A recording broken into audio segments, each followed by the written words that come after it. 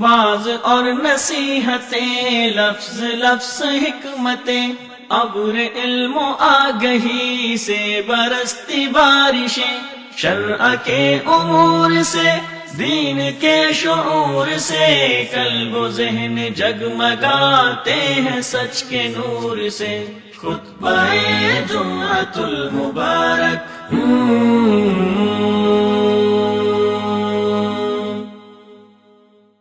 إن الحمد لله نحمده ونستعينه ونستغفره ونعوذ بالله من شرور أنفسنا ومن سيئات أعمالنا، من يهده الله فلا مضل له ومن يضلل فلا هادي له، وأشهد أن لا إله إلا الله وحده لا شريك له، وأشهد أن محمدا عبده ورسوله۔ يا أيها الذين آمنوا اتقوا الله حق تقاته ولا تموتن إلا وأنتم مسلمون۔ يا أيها الناس اتقوا ربكم الذي خلقكم من نفس واحدة وخلق منها زوجها وبث منهما رجالا كثيرا ونساء، واتقوا الله الذي تساءلون به والأرحام إن الله كان عليكم رقيبا۔ يا أيها الذين آمنوا اتقوا الله وقولوا قولا سديدا يصلح لكم أعمالكم ويغفر لكم ذنوبكم، ومن يطع الله ورسوله فقد فاز فوزا عظيما۔ أما بعد، فإن أصدق الكلام كلام الله، وأحسن الهدي هدي محمد صلى الله تعالى عليه وسلم، وشر الأمور محدثاتها، وكل محدثة بدعة، وكل بدعة ضلالة، وكل ضلالة في النار۔ من يطع الله ورسوله فقد رشد واهتدى، ومن يعص الله ورسوله فقد ضل وغوى۔ اللهم صل على محمد وعلى آل محمد كما صليت على إبراهيم وعلى آل إبراهيم إنك حميد مجيد۔ اللهم بارك على محمد وعلى آل محمد كما باركت على إبراهيم وعلى آل إبراهيم إنك حميد مجيد۔ سبحانك لا علم لنا إلا ما علمتنا إنك أنت العليم الحكيم۔ رب اشرح لي صدري ويسر لي أمري واحلل عقدة من لساني يفقهوا قولي۔ لقد قال الله سبحانه وتعالى بعد أعوذ بالله من الشيطان الرجيم من همزه ونفخه ونفسه، بسم الله الرحمن الرحيم۔ إن الذين آمنوا وعملوا الصالحات كانت لهم جنات الفردوس نزلا۔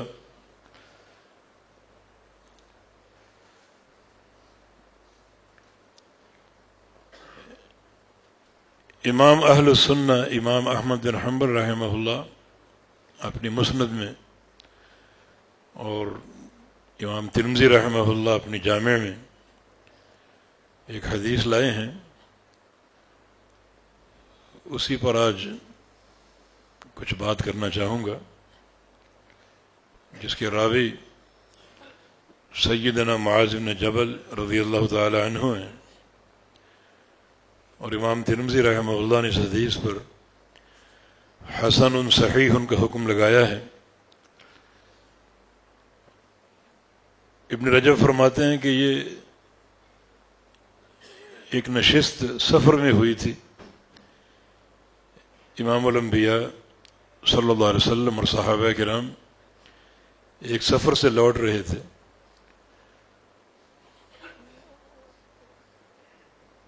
صحابہ کرام میں ایک اور شخصیت تھے، معاذ بن جبل رضی اللہ تعالی عنہ، وہ بھی سواری پر سوار تھے اور کوشش کر رہے تھے کہ میری سواری نبی علیہ السلام کی سواری کے قریب پہنچ جائے، تاکہ کچھ باتیں پوچھ سکوں۔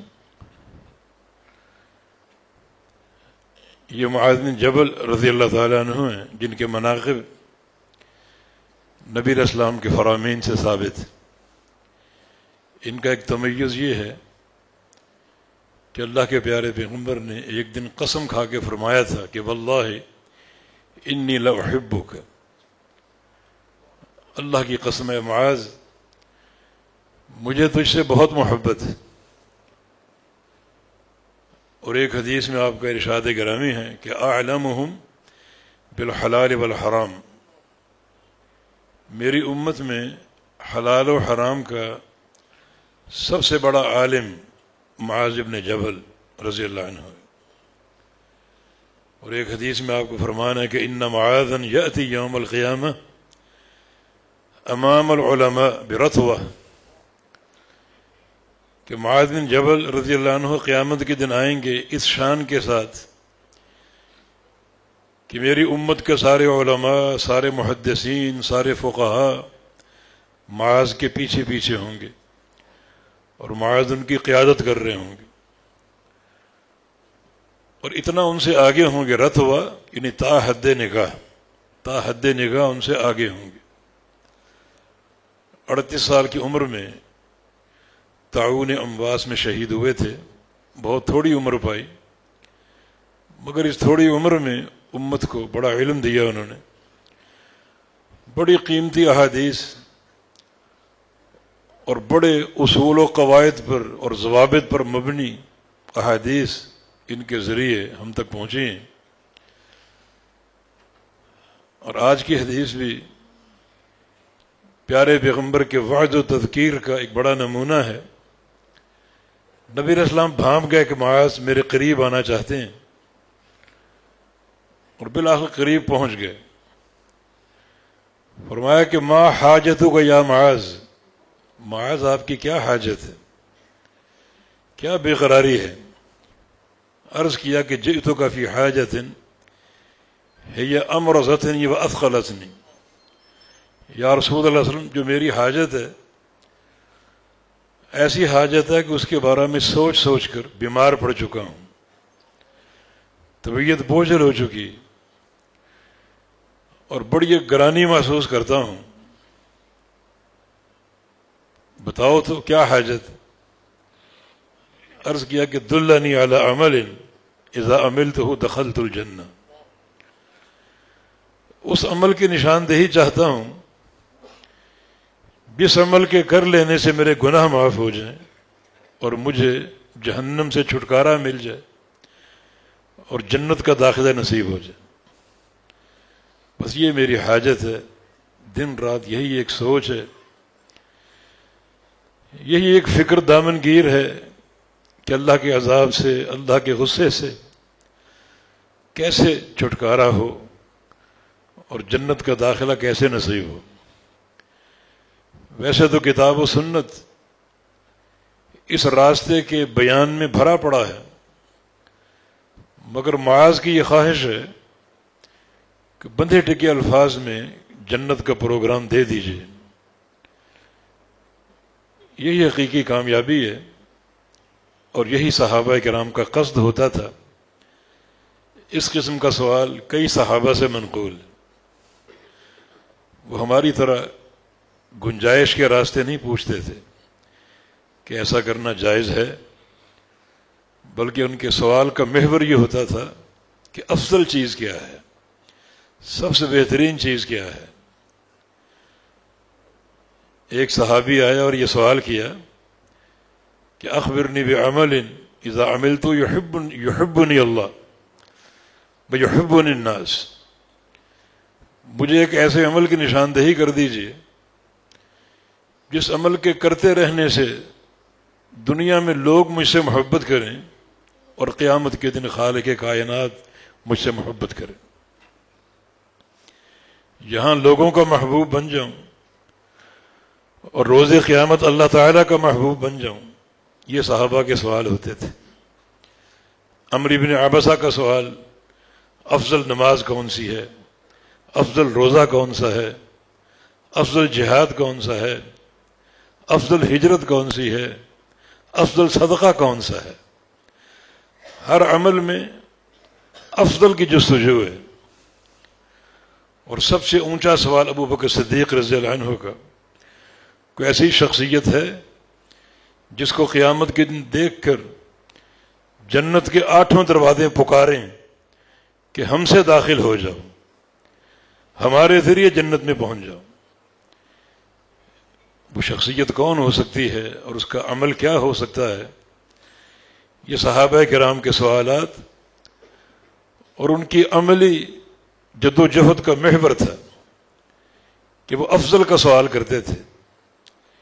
یہی سوال آج معاذ بن جبل کا ہے کہ دلنی علی عمل اذا عملتہ دخلت الجنہ، اس عمل کی نشاندہی کر دیجئے جس کے کر لینے سے مجھے جنت مل جائے اور وہ حقیقی کامیابی حاصل ہو جائے جس کو واقعتاً قرآن نے کامیابی کہا ہے، فمن زحزح عن النار وادخل الجنۃ فقد فاز۔ ہماری لسٹ میں کامیاب وہ ہے جس کو جہنم سے بچا لیا جائے اور جنت میں داخل کر دیا جائے۔ جہنم سے بچاؤ اس لیے بڑی کامیابی ہے کہ تمہاری چمڑیاں جہنم کی آگ برداشت نہیں کر سکتی۔ نارکم ھذہ جزء من 70 جزءا من النار، دنیا کی آگ سے آزما کر دیکھ لو، کوئی 1 منٹ دنیا کی آگ برداشت ہو سکتی ہے؟ حالانکہ اسے گرم کرنے کے لیے 1 بار جلایا گیا تھا اور جہنم کی آگ کو گرم کرنے کے لیے 70 بار جلایا گیا ہے۔ تمہاری چمڑیاں اس آگ کو برداشت نہیں کر سکتی، اس سے چھٹکارا ہی کامیابی، جو اس کے لپیٹے میں آ گیا وہ بری طرح ناکام۔ اور جنت کا حصول بڑی کامیابی ہے، اللہ تعالیٰ کا وہ گھر بنایا ہوا جو عظیم الشان نعمتوں سے مالا مال ہے۔ لموضع صوت فی الجنہ خیر من الدنیا وما فیہا، 1 فٹ کی جنت کی جگہ پوری دنیا سے قیمتی۔ اعددت فیہا لعبادی ما لا عین رأت ولا اذن سمعت ولا خطر علی قلب بشر، اس جنت میں وہ کچھ تیار کر رکھا ہے جو نہ کسی کان نے سنا، نہ کسی آنکھ نے دیکھا، اور نہ کسی دل پر ان نعمتوں کا تصور آیا۔ ایسا یہ گھر ہے، تو اس کو پا لینا یقیناً کامیابی۔ اور یہی سیدنا معاذ کا سوال تھا کہ دلنی علی عمل اذا عملتہ دخلت الجنہ، اس عمل کی نشاندہی کر دیجئے جس کے کر لینے سے جنت کا داخلہ مل جائے۔ آپ لوگوں سے مخاطب ہوئے کہ لوگوں دیکھو معاذ کا سوال کیا ہے، ایک ہی جملے میں اتنی بڑی طلب شامل کر لی، جنت کی طلب۔ فرمایا کہ تمہاری طلب بہت بڑی ہے، وَإِنَّهُ لَيَسِيرٌ عَلَى مَنْ يَسَّرَهُ اللَّهُ، لیکن یہ آسان بھی بہت ہے اگر اللہ تعالیٰ آسان کر دے۔ آسانی اللہ کی طرف سے ہے، اگر وہ آسانی عطا فرما دے تو جنت کا حصول بہت ہی آسان ہے۔ اللہ تعالیٰ سے آسانی طلب کرنی چاہیے۔ ہر جمعے آپ تلاوت سنتے ہیں سورہ اعلیٰ کی، اس میں اللہ تعالیٰ کے ایک فرمان فَسَنُيَسِّرُهُ لِلْيُسْرَىٰ، یہ دین خود آسان ہے، اس پر چلنا آسان ہے، اور ہم مزید اس کو آسان بنا دیں گے۔ ان الدین یسر، دین آسان ہے، اور اللہ اپنی توفیق سے مزید آسانیاں پیدا فرما دیتا ہے، اس پر چلنا مزید آسان ہو جاتا ہے، اور اللہ چاہے تو مشکل کر دے۔ وہ بے پرواہ ذات،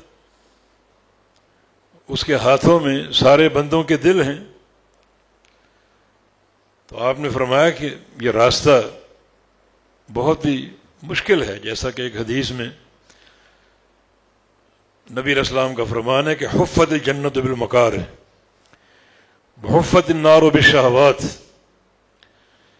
جنت ڈھانپ دی گئی ہے تکلیفوں اور سختیوں کے ساتھ، اور جہنم ڈھانپ دی گئی ہے شہوات نفس کے ساتھ۔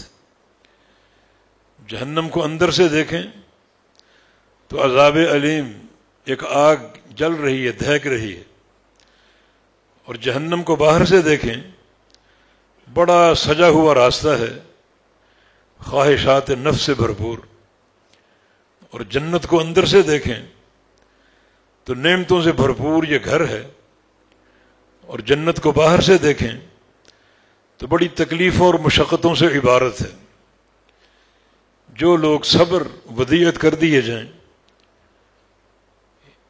اس پرخطر راستے پر چلنے کے لیے، تو یقیناً وہ ابدی راحت پائیں گے، اور یہ آسانی اللہ تعالیٰ کی توفیق سے میسر ہوتی ہے۔ تو معاذ کا سوال ایک چھوٹے سے جملے پر مشتمل ہے، معاملہ مشکل ہے، اللہ تعالیٰ آسان کر دے تو آسان بھی بہت، تو اللہ رب العزت سے آسانی کی دعا کرنی چاہیے۔ یہ اس کا احسان عظیم ہے کہ اس نے دین آسان بنایا، اور وہی اس دین پر چلنا بھی آسان بنا دیتا ہے، یہ دوہری آسانی۔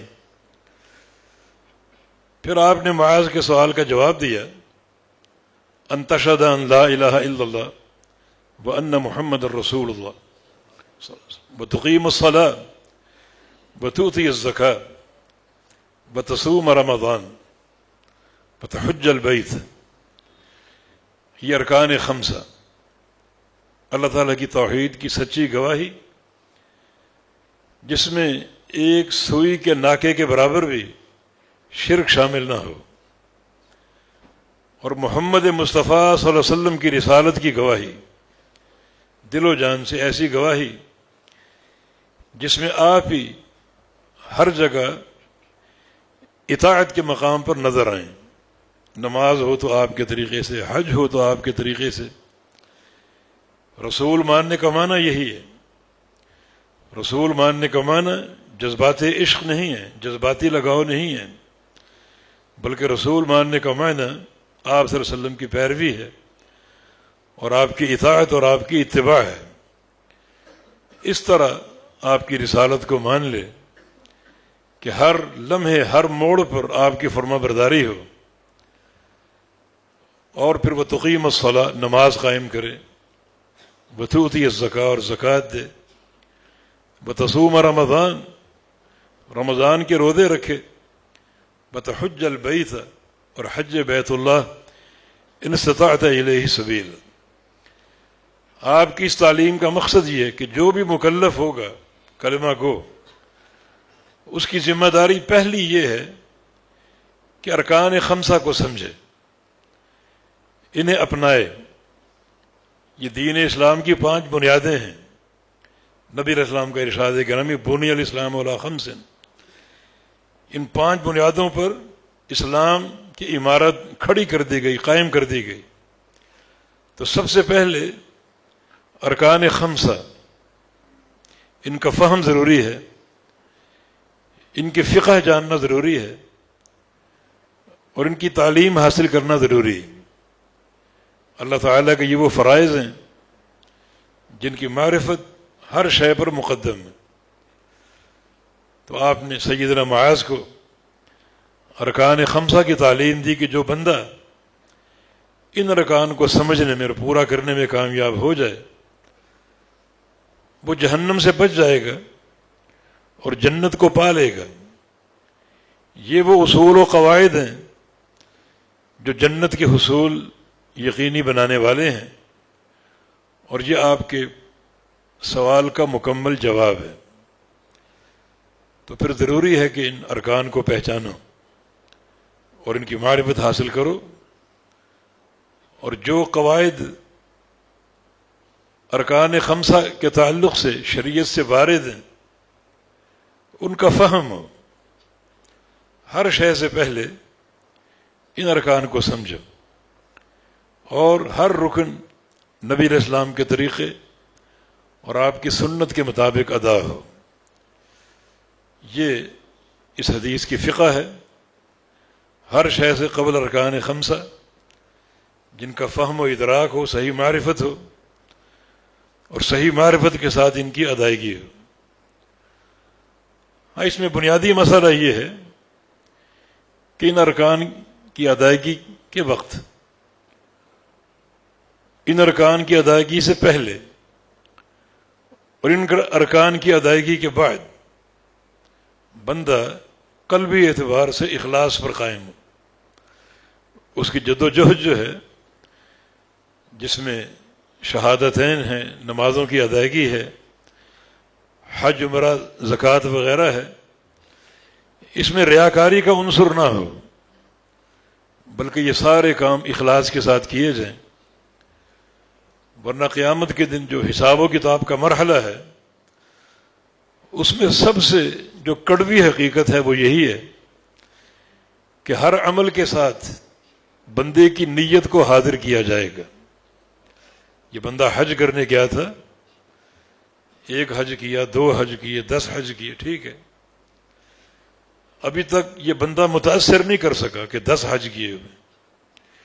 یوم تبلی السرائر، اب ان حجوں کے تعلق سے اس کے اندر کی نیت کو نکالو، اس نے پہلا حج کس نیت سے کیا، دوسرا حج کس نیت سے کیا، ہر حج کی نیت کو نکالا جائے گا اور کھولا جائے گا۔ اخلاص ہوگا تو حج قابل قبول ہوں گے، اخلاص مفقود ہے تو حج اس کے منہ پہ مار دیے جائیں گے۔ بندہ 70 سال کا نمازی ہے، ٹھیک ہے، ابھی تک یہ معاملہ متاثر کن نہیں ہے، ان نمازوں کے تعلق سے یوم تبلی السرائر، اندر کی نیتوں کو نکالو، نیتوں کو چیک کرو۔ اگر نمازوں کی ادائیگی اخلاص کے ساتھ ہے تو نمازیں قابل قبول ہیں، اور اگر اخلاص مفقود ہے تو وہ تمام نمازیں برباد ہو جائیں گی۔ تو اخلاص کی تعلیم جو ہے ہر عمل کے ساتھ، کوئی عمل اخلاص سے خالی نہ ہو۔ یزید ابن ابی حبیب سفیان ثوری کے پاس گئے، بلکہ سفیان ثوری یزید ابن ابی حبیب کے پاس گئے اور جا کر کہا کہ حدثنی، کو حدیث سنائیے، اپنی اسانید مجھے دیجیے، میں آپ سے حدیثیں لینا چاہتا ہوں۔ تو یزید خاموش بیٹھے رہے اور کوئی حدیث نہ سنائی۔ ان کا تقاضا بڑھتا جا رہا ہے اور وہ خاموش ہیں۔ بالآخر فرمایا کہ لا حتی تجیء النیہ، نہیں، حدیث نہیں سناؤں گا، ذرا میری نیت کو ٹھیک ہونے دو۔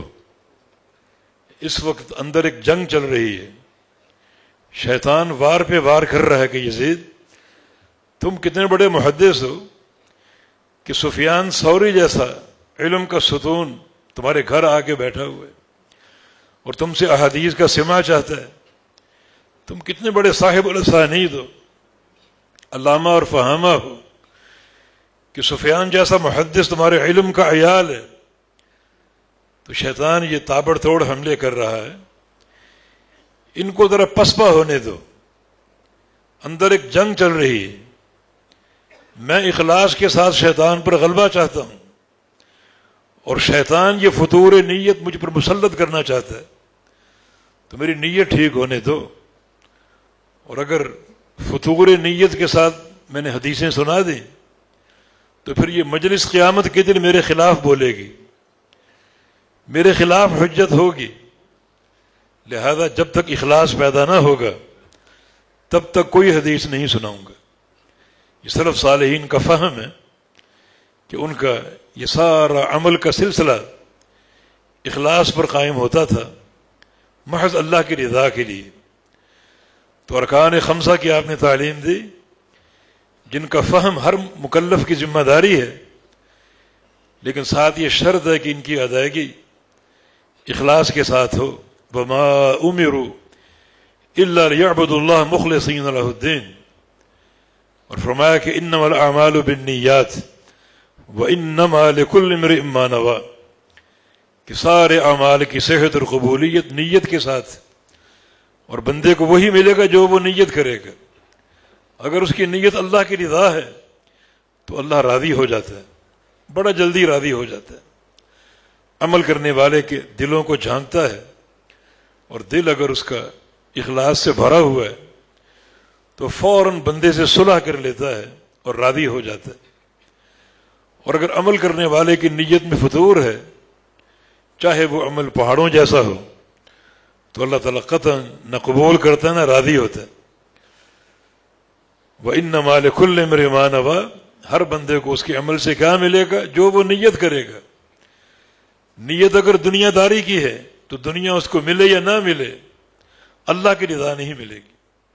اور نیت اگر اللہ کی رضا ہے تو یقیناً وہ راضی ہوگا، اس کا یہ وعدہ ہے. تو معاذ کا سوال آ گیا، آپ کا جواب آ گیا. چونکہ ابھی آپ نے سنا، آپ نے قسم کھا کے فرمایا تھا کہ انی لأحبک، معاذ مجھے آپ سے بڑی محبت. تو شاید وہ محبت ہی جوش میں آئی اور آپ نے معاذ کو اس کے سوال کے علاوہ بھی علم دینا چاہا. جس سے محبت ہوتی ہے اس محبت کا بہترین اظہار جو ہے وہ علم کی صورت میں ہو. جیسا کہ نبی علیہ السلام کی حدیث ہے، من یرد اللہ بہ خیرا یفقہہ فی الدین.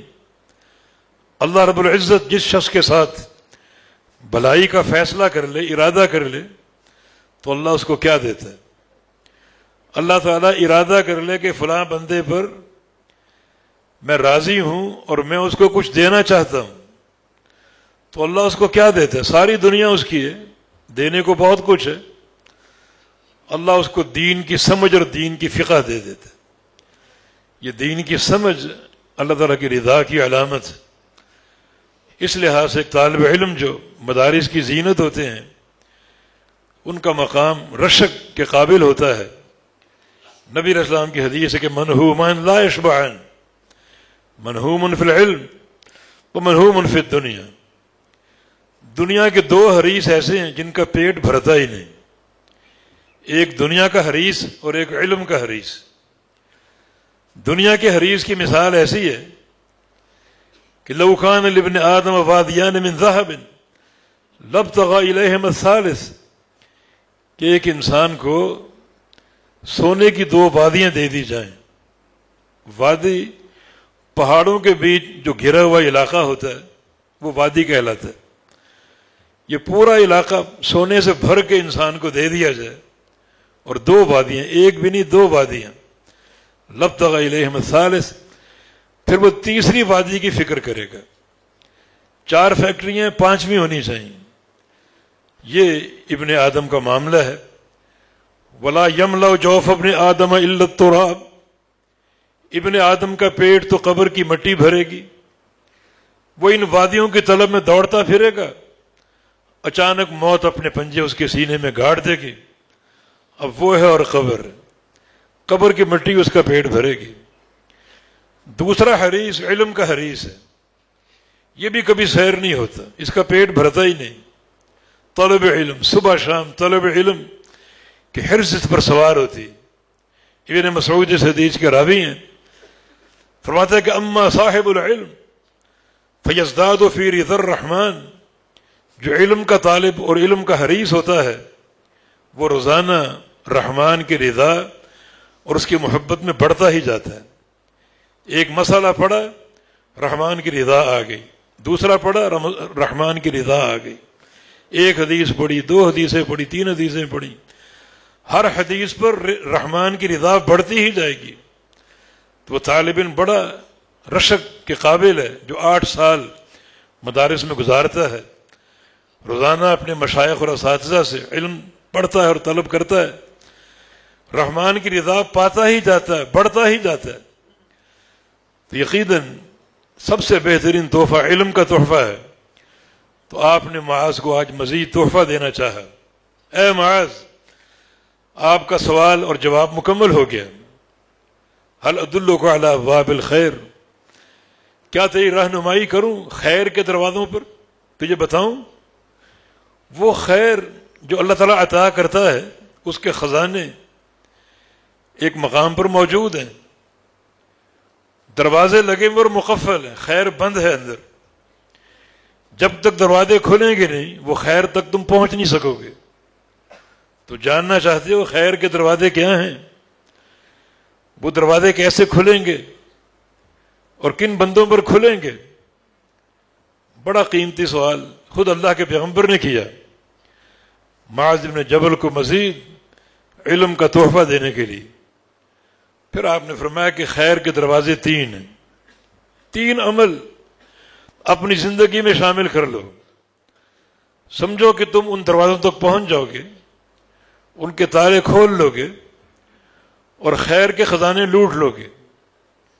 وہ 3 دروازے، ایک آپ نے فرمایا الصدقہ تطفئ الغضب کما یطفئ النار الحطب، نفلی صدقہ دیا کرو. اس کا ایک فائدہ یہ بھی ہے کہ نفلی صدقہ اللہ کے غصے کو ٹھنڈا کر دے گا. جیسے آج پانی آگ کو بجھا دیتا ہے، ایک بندہ اگر نفلی صدقے کا عادی ہو تو اللہ کے غضب کو بجھا دے گا، اللہ کے غصے کو بجھا دے گا. دوسرا فائدہ حدیث میں موجود ہے کہ خیر کے دروازے کھل جائیں گے اور وہ خیر کے خزانے لوٹ لے گا. تو صدقہ دینے کا عادی بن جاؤ. اس کا معنی یہ نہیں کہ ہزاروں لاکھوں دینا ہی صدقہ ہے. جس شریعت سے ہمیں مالا مال کیا گیا اس شریعت کی سماحت یہ ہے کہ اتقوا النار ولو بشق تمرہ، بچا لو اپنے آپ کو جہنم سے خواہ آدھی کھجور خرچ کر کے. آدھی کھجور بھی جہنم سے بچاؤ کا ذریعہ بن سکتی اور جہنم سے بچاؤ کا ذریعہ بن سکتی. شرط یہ ہے کہ یہ خرچ کرنا اخلاص پر ہو، اللہ کی رضا کے لیے ہو، ریاکاری کی نیت نہ ہو. ورنہ ریاکاری کی نیت آ جائے تو ایک بندہ خزانے بھی لٹا دے، صبح بیٹھے اور شام تک اشرفیاں بانٹتا رہے اور سونے کے سکے تقسیم کرتا رہے، لیکن دل میں ریاکاری کا فطور ہے کہ اس کا سارا نفقہ اور صدقہ اس کے منہ پہ مار دیا جائے گا. اور اگر اخلاص کار فرما ہے تو آدھی کھجور بھی جہنم سے بچاؤ کا ذریعہ بن سکتی. اور یہ خیر کا ایک دروازہ بھی ہے. اگر آپ یہ عمل شروع کر دیں تو اپنے لیے خیر کے دروازے کھول لیں گے اور جا کر خیر کے خزانے لوٹتے جاؤ. دوسرا جو خیر کا دروازہ ہے وہ قیام العبد فی جوف اللیل، صلاۃ العبد فی جوف اللیل، رات کی تنہائیوں میں اللہ تعالیٰ کا ذکر کرنا، قیام اللیل کا اہتمام کرنا. اس قدر اخلاص کے ساتھ کہ گھر والوں کو علم نہ ہو کہ بیٹا کمرے میں اکیلا ہے اور اس کی تنہائی اور اندھیرے میں کیا ہو رہا ہے. وہ تنہائیوں اور خلوتوں میں اپنے رب کے سامنے کھڑا ہے اور قیام اللیل میں مصروف ہے. گھر والے بھی نہیں جانتے. اس قدر اخلاص کے ساتھ اس عمل کو انجام دے رہا ہے. یہ عمل اگر تمہاری زندگی میں شامل ہو جائے تو سمجھے تم نے خیر کے دروازے کھول لیے اور خیر کے خزانے لوٹ لیے. اور تیسرا عمل جو ہے وہ ہے بس صیام جنت، ان کا جنت عہدک من القتال، نفلی روزے جن کے عادی بن جاؤ. رمضان کے علاوہ بھی روزے رکھو، نفلی روزے جن کا ایک فائدہ یہ ہے کہ قیامت کے روز یہ روزہ ڈھال بن جائے گا جہنم کی آگ اور اس کے شعلوں کے مقابلے میں. یہ ڈھال اللہ تعالیٰ کی عطا کردہ ہے. اس میں فقہ یہ ہے کہ جس کو یہ ڈھال مل جائے وہ جہنم سے اپنا دفاع کر سکے گا. قیامت کی جہنم غصے میں ہوگی، سارے مجرم اس کو نظر آ رہے ہیں، اندر سے چنگاریاں اور شعلے لپک رہے ہیں، دنیا ڈر رہی ہے. یہ بندہ مطمئن، اس کے ہاتھ میں ڈھال ہے ان چنگاریوں سے بچانے کے لیے، ان شعلوں سے بچانے کے لیے. تو روزہ ایک ڈھال ہے، اس ڈھال کو لے لو، قیامت کے دن کام آئے گی، دنیا میں بھی کام آئے گی. اور وہ ہے معصیتوں کے خلاف، گناہوں کے خلاف. اس ڈھال کو استعمال کرو. یہ ڈھال دنیا میں گناہوں سے بچائے گی اور قیامت کے روز جہنم کی آگ سے بچائے گی. وہی شرط اخلاص کی شرط. علماء سلف میں سے ایک عالم کا ذکر ملتا ہے، ان کا 40 سال کا عمل صیام داؤدی کا، ایک دن روزہ ایک دن افطار، گویا 20 سال کے روزے ان کی بیوی کو بھی معلوم نہ ہو سکے. 20 سال روزے رکھے ان کی بیوی کو بھی معلوم نہ ہو سکے. صبح کو گھر سے نکلتے، بیوی ان کا کھانا تیار کر دیتی دوپہر کو کھانے کے لیے، اور وہ راستے میں کسی مسکین کو صدقہ دے دیتے. پورا دن فاقے میں رہتے اور رات کو آ کر اپنے گھر میں افطار کرتے. یہ سلف صالحین اور ان کے اخلاص کی حفاظت ہے. سفیان بن عیینہ کا قول ہے، میں ایک دن تنہائی میں بیٹھ کر سوچتا رہا کہ سب سے مشکل عمل کون سا ہو سکتا ہے. دین اسلام ایک زنجیر کی مانند ہے اور باہم عمل جڑے ہوئے آپس میں. سب سے مشکل کام کون سا ہو سکتا ہے؟ میرے دن میں جہاد آ گیا، لڑنا پڑتا ہے، مرنا مارنا پڑتا ہے. پھر میں نے سوچا کہ یہ عمل آسان اللہ کی رضا کے لیے. کبھی روزے کا ذکر آتا ہے، دن بھر فاقہ، یہ بھی آسان ہے. کبھی صدقے کا ذکر آتا ہے کہ مال جو محنت سے کماتے ہیں وہ خرچ کرنا پڑتا ہے، لیکن یہ بھی آسان ہے. مگر ایک عمل پر میں رک گیا اور ٹھہر گیا کہ واقعی یہ عمل سب سے مشکل ہے، اور وہ ہے نیت کی حفاظت اور اخلاص کی حفاظت. شیطان انسان کے اندر ہے. ان الشیطان یجری من الانسان مجرى دمہ، انسان کے خون کے ساتھ ساتھ گردش کر رہا ہے، اور وہ اندر ہی اندر یہ وار کرتا رہتا ہے ریاکاری کے. وہ بندہ خوش نصیب ہے جو شیطان کے خلاف لڑے اور مجاہدہ کرے. المجاہد من جاہد نفسہ، حقیقی مجاہد وہ ہے جو اپنے نفس کے ساتھ جہاد کرے اور شیطان کے حملوں کو پسپا کرنے کی کوشش کرے اور اپنے اخلاص کی حفاظت کرے اور اپنی نیت کی حفاظت کرے. تو یہ آپ نے ابواب خیر سیدنا معاذ کو بتا دیے، اور ان کے ذریعے یہ علم ہم تک پہنچ گیا. بڑا نافع علم ہے، نفع بخش علم ہے. جو بندے اس حدیث کو سن کر اس پر عمل کریں گے یقیناً اجر کے مستحق ہوں گے، اور وہ سارا اجر معاذ کو بھی ملے گا جن کے ذریعے یہ حدیث ہم تک پہنچی. اس کے بعد نبی علیہ السلام نے فرمایا، الا ادلک علی راس ھذا الامر بعمودہ وذروۃ سنامہ. معاذ، کچھ اور تمہیں علم دینا چاہتا ہوں.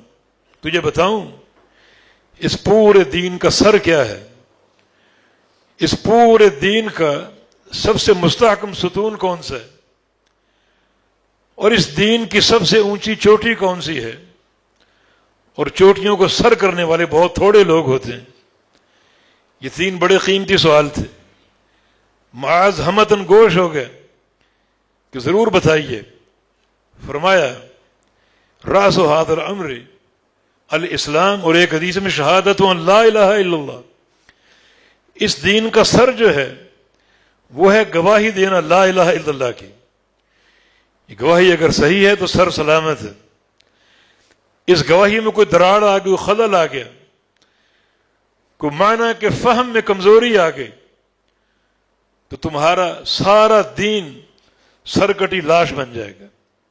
اگر یہ سر سلامت ہے، معنی توحید موجود ہے، اور لا الہ الا اللہ کا معنی سچے فہم کے ساتھ قائم ہے، تو سر سلامت ہے، ڈھانچہ محفوظ ہے.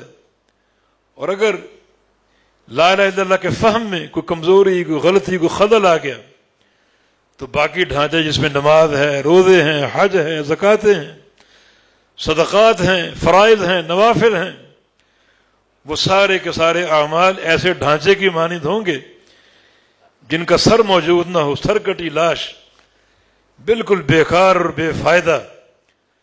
تو فرمایا کہ اس بات کو سمجھ لو کہ توحید جو ہے وہ اس پورے دین کا سر ہے. اگر یہ محفوظ اور سلامتی کے ساتھ ہے تو سارا ڈھانچہ قابل قبول.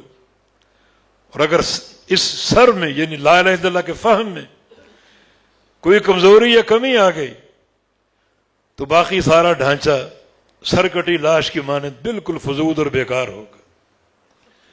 اس لیے بہت زیادہ توجہ لا الہ الا اللہ پر دینی چاہیے. اس کلمے کا ذکر افضل الذکر لا الہ الا اللہ، یہ بہترین ذکر. لیکن بہترین ذکر جو ہے یہ معنی کے فہم کے ساتھ، کم از کم ایک ذکر کا معنی تو سمجھ لو اور جان لو اور پہچان لو، کیونکہ یہ اعظم الشہادہ ہے. کائنات کی سب سے بڑی گواہی اللہ تعالیٰ کی توحید کی گواہی.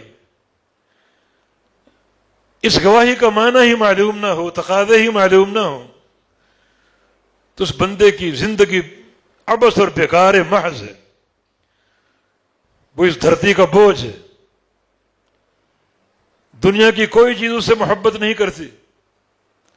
تمہارے ہاتھ میں تسبیح ہو 10,000 دانوں کی اور لا الہ الا اللہ پڑھتے رہو پتیاں بجھا بجھا کر، سینے پر ضربے مارتے رہو، کوئی فائدہ نہیں جب تک اس کلمے کا معنی معلوم نہ ہو، فہم نہ ہو، ادراک نہ ہو.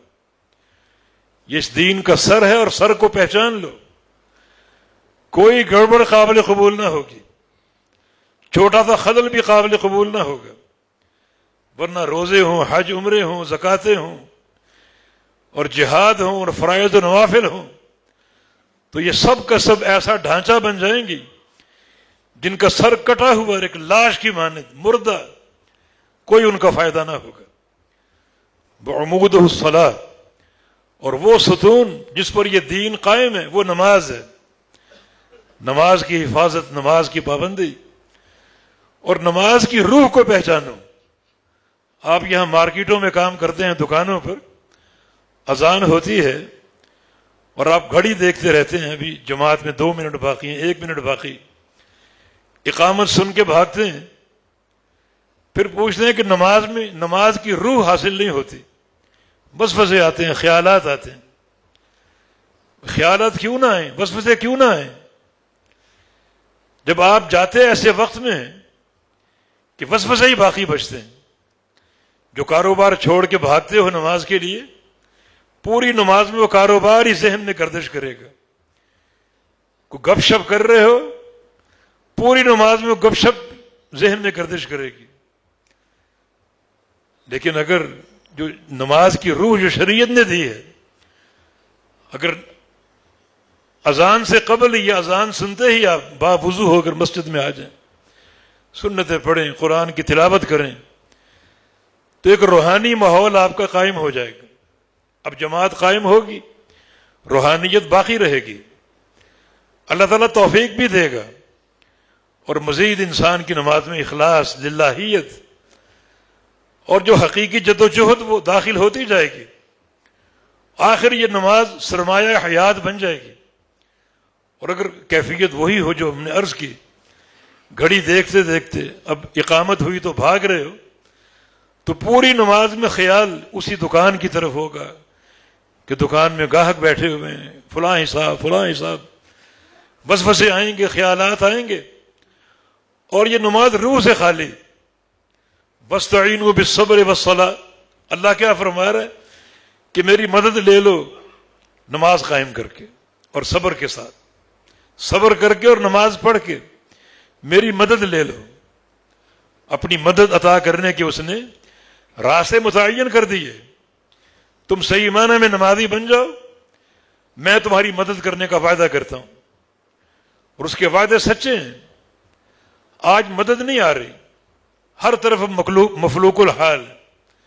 فلسطین کی صورتحال، کشمیر کی دردناک صورتحال، ہر طرف مسلمان پسے ہوئے ہیں. مدد کیوں نہیں آ رہی؟ لاکھوں حجاج نے حج بیت اللہ کیا ہے، مدد کیوں نہیں آ رہی؟ دعائیں بھی مانگی گئیں، وہ قبول کیوں نہیں ہو رہی؟ حالانکہ وعدہ موجود ہے کہ فاستعینوا بالصبر والصلاۃ، صبر کے ساتھ اور نماز کے ساتھ میری مدد لے لو. مدد کیوں نہیں آ رہی؟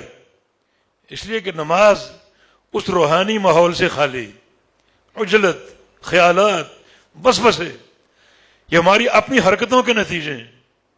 کتنے سلف صالحین ایسے، محمد بن سلامہ 40 سال کا بتاتے ہیں کہ 40 سال اذان ہوئی اور میں باوضو تھا، مسجد میں موجود تھا.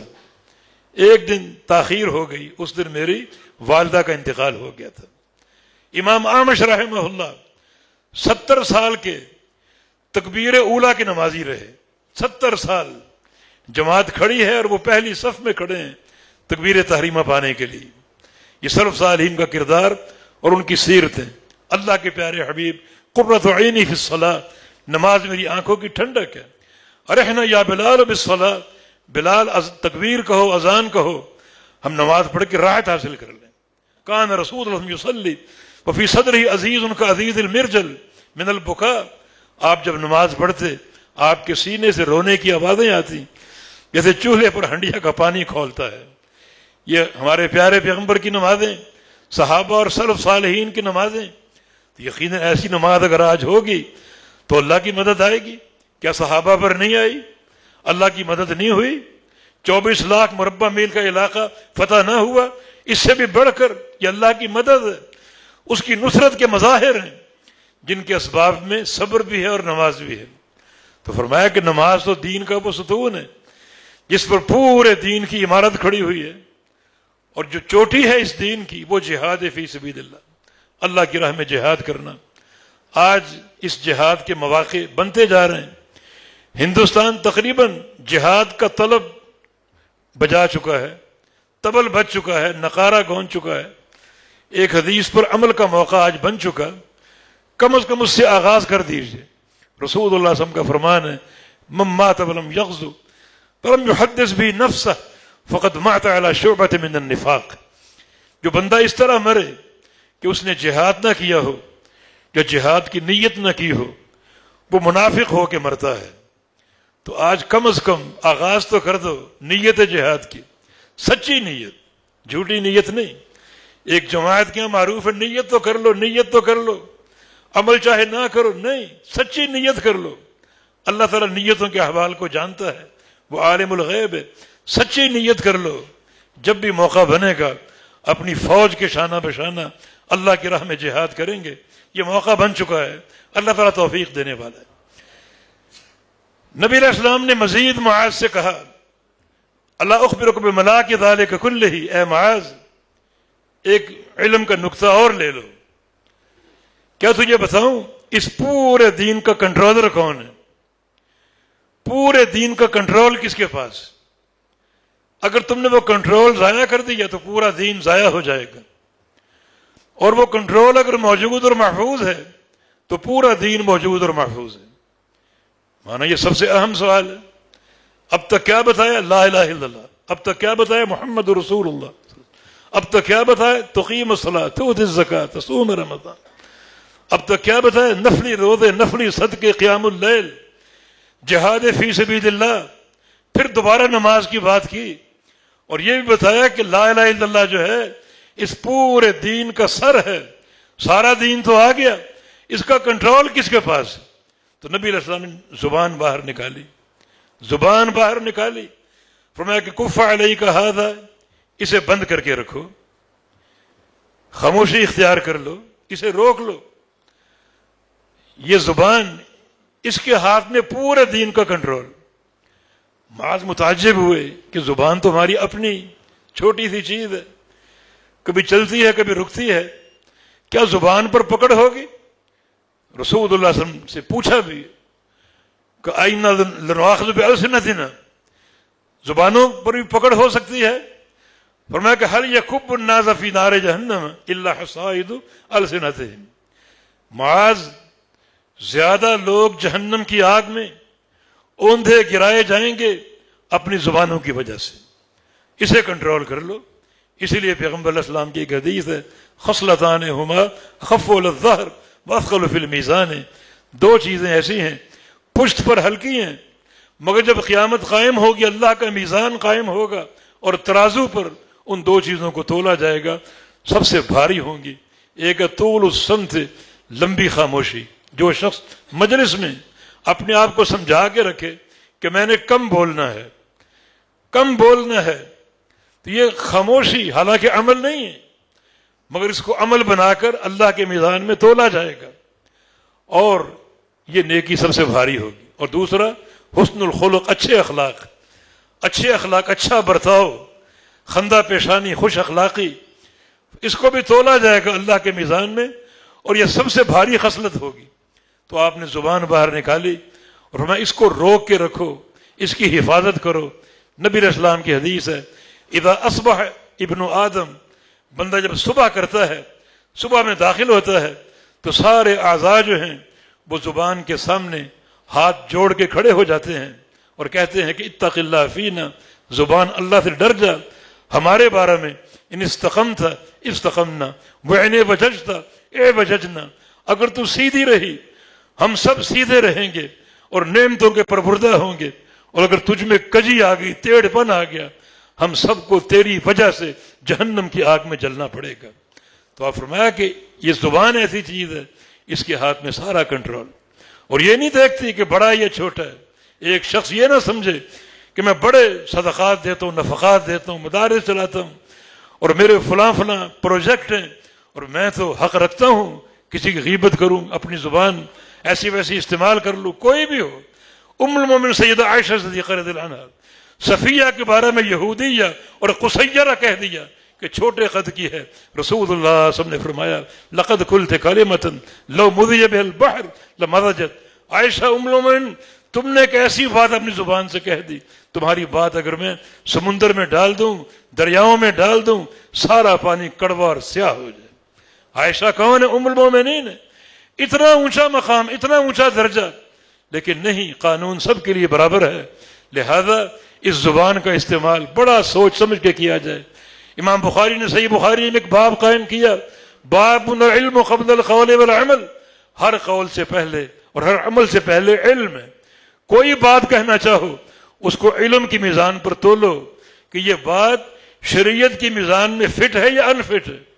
اگر فٹ ہو تو پھر وہ بات کرو، اور اگر شریعت کے میزان سے مطابقت نہیں رکھتی تو وہ بات ہرگز نہ کرو، خاموشی اختیار کر لو۔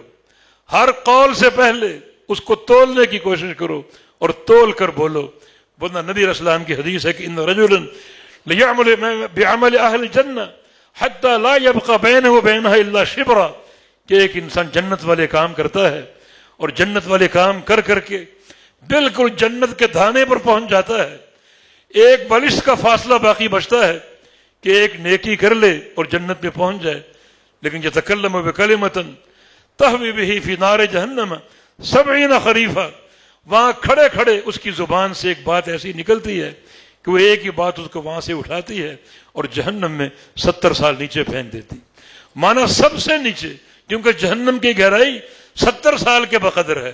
اللہ کے پیارے پیغمبر صحابہ کے ساتھ بیٹھے ہوئے تھے، ایک دھماکہ سا سنا، صحابہ نے پوچھا یہ دھماکہ کیا ہے، یہ آواز کیا ہے؟ فرمایا کہ اللہ تعالیٰ نے جہنم میں ایک پتھر پھینکا تھا 70 سال پہلے تاکہ جہنم کی گہرائی کو ناپے، وہ تو جانتا کتنی گہری، لوگوں کو بتانے کے لیے 70 سال بعد وہ پتھر جہنم کی تہ میں جا کر گرا، اور یہ اس کے گرنے کا دھماکہ اتنی گہری۔ اور یہ شخص جس کے زبان کے استعمال میں کوئی شرعی میزان سے فرق آ جائے، حالانکہ جنت کے دھانے پر کھڑا ہے، تو ایک ہی بول اس کو کہاں پھینکے گا؟ جہنم میں سب سے نیچے 70 سال کی گہرائی سے۔ کئی سلف صالحین کا قول ہے، کتنی باتیں ہم کرنا چاہتے تھے، اس حدیث کو پڑھ کر ہم نے اپنی زبانوں کو بند کر لیا، اللہ ہمیں بھی توفیق عطا فرما دے۔ تو اس مجلس کی پوری حدیث آپ نے سن لی، اللہ تعالیٰ مجھے اور آپ کو عمل کی توفیق عطا فرما دے۔ اقول قولی ھذا واستغفر اللہ لی ولکم وآخر دعوانا ان الحمد للہ رب العالمین۔ الحمد للہ والصلاة والسلام علی رسول اللہ وبعد۔ الدعاء سلاح المؤمن، دعا مومن کا ہتھیار ہے۔ مقبوضہ کشمیر کی صورتحال سب سے مخفی ہے، جو ایک جرائم وہاں شروع ہو چکے وہ تو ہم سنتے رہتے ہیں، مگر اندر کی صورتحال ہم نہیں جانتے۔ رابطے سارے معدوم ہیں، اور اندر کوئی صحافی، کوئی رپورٹر نہیں جا سکتا جو اندر کی خبر باہر نشر کرے، اور یہ سارے غنڈے اندر دندناتے پھر رہے ہیں۔ تو اس وقت جو ایک سب سے اہم ہماری ذمہ داری ہے وہ کم از کم ہم دعا کریں۔ دعا مومن کا ہتھیار ہے کہ اللہ رب العزت ہمارے بھائیوں کی بہنوں کی مدد فرمائے، جہاں یقیناً وہ آوازیں گونج رہی ہوں کہ ہم تک نہیں پہنچ رہی کہ ربنا اخرجنا من هذه القرية الظالم اهلها، کہ یا اللہ ہمیں اس بستی سے نکال لے اور ظالموں کے چنگل سے نکال لے۔ یہ صدائیں ہم تک نہیں پہنچ رہی، لیکن یقیناً یہ صدائیں وہاں گونج رہی ہوں گی، کیسے کیسے مظالم ہوں گی، اور کس طرح ایک تشدد کی پالیسی ہوگی، اور ہماری بہنوں کے ساتھ خاص طور پہ کیا بیت رہی ہوگی۔ تو دعا کا ہتھیار بکثرت استعمال کریں۔ نبی علیہ السلام کا ایک فرمان ہے، جو ہمارے دکھ درد کی کہانی سنے اور ہمارا اہتمام نہ کرے وہ ہم میں سے نہیں ہے، تو کم از کم یہ اہتمام تو ہو کہ اللہ رب العزت ہمارے بھائیوں کی بہنوں کی مدد فرمائے۔ اور اتنی دعا کافی نہیں ہے، ایسی دعا جس میں ہمارے سینے ٹھنڈے ہوں اور ہمارے جو دل ہیں وہ شاد آباد ہو جائیں، تبھی سکون ملے گا کہ یہ جو ظالم مجرم ہے مودی، اللہ تعالیٰ اس کو پوری دنیا کے سامنے نشان عبرت بنا دے۔ وہ ہر شے پر قادر ہے، جس نے یہ ظلم ڈھایا اللہ تعالیٰ اپنی غیبی مدد سے ایسا عذاب مسلط کرے کہ یہ مجرم پوری دنیا کے سامنے نشان عبرت بن جائے، تبھی یہ سینے ٹھنڈے ہوں گے۔ کرفیو ہٹ جائے، ہمارے بھائی بہن آزاد ہو جائیں، تو اتنی تسکین نہیں ملے گی جب تک یہ مجرم اپنے کیفر کردار تک نہیں پہنچتا، اور ایسے پہنچا یہ الہ العالمین کہ پوری دنیا کے سامنے یہ عبرت کا نشان بن جائے۔ دعائیں جاری رکھیں، اللہ تعالی ہمارے بھائیوں کی مدد فرمائے، اللہ ہماری بہنوں کی مدد فرمائے، اللہ ہمارے بچوں کی مدد فرمائے، اللہ تعالیٰ عافیت عطا فرما دے۔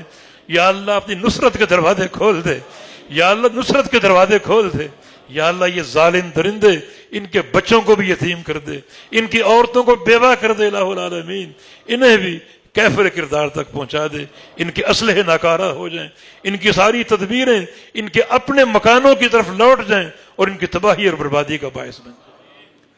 ان الحمد للہ نحمده ونستعینه ونستغفره ونعوذ باللہ من شرور انفسنا وسیئات اعمالنا من يهده الله فلا مضل له ومن يضلل فلا هادي له واشهد ان لا اله الا الله وحده لا شريك له واشهد ان محمدا عبده ورسوله يا ايها الذين امنوا اتقوا الله حق تقاته ولا تموتن الا وانتم مسلمون يا ايها الناس اتقوا ربكم الذي خلقكم من نفس واحده وخلق منها زوجها وبث منهما رجالا كثيرا ونساء واتقوا الله الذي تساءلون به والارحام ان الله كان عليكم رقيبا يا ايها الذين امنوا اتقوا الله وقولوا قولا سديدا يصلح لكم اعمالكم ويغفر لكم ذنوبكم ومن يطع الله ورسوله فقد فاز فوزا عظيما ان الله وملائكته يصلون على النبي يا ايها الذين امنوا صلوا عليه وسلموا تسليما